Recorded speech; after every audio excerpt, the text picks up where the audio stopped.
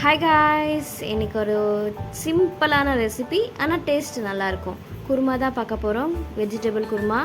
எண்ணெய் ஊற்றி கடுகு பொரிஞ்சோடனே நம்ம ஸ்பைசஸ் எல்லாம் போட்டுக்கிட்டு 2 வெங்காயம் கட் பண்ணி வச்சுருக்கேன். 2 வெங்காயம் கட் பண்ணிக்கோங்க. பச்சை மிளகாய் ஒரு 2 போட்டுக்கலாம். கருவேப்பிலை போட்டுக்கலாம்.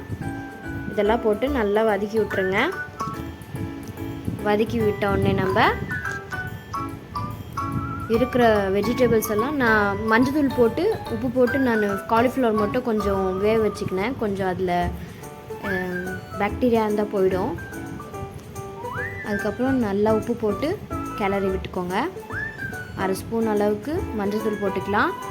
1 ஸ்பூனு குழம்பு மிளகாத்தூள், 1/2 ஸ்பூன் காஷ்மீரி மிளகாத்தூள். கலருக்கு டேஸ்ட்டாக இருக்கும். அதுவும் போட்டு நல்லா கிளறி விட்டுக்கோங்க. கிளறி விட்டுக்குன்னு நம்ம அரைச்சி வச்ச ஒரு 2 தக்காளி, சோம்பு, கசகசா இதெல்லாம் அரைச்சி ஊற்றிக்கலாம்.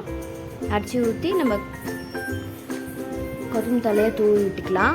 சிம்பிளாக ரெசிபி, டக்குன்னு செஞ்சு சாப்பிட்டுடலாம். சப்பாத்தி, பூரி, இட்லிக்கெல்லாம் சூப்பராக இருக்கும். செஞ்சு பார்த்து எப்படி இருக்குதுன்னு சொல்லுங்கள். என்னோடய சேனலுக்கு சப்ஸ்கிரைப் பண்ணி லைக் பண்ணி ஷேர் பண்ணுங்கள். தேங்க்யூ.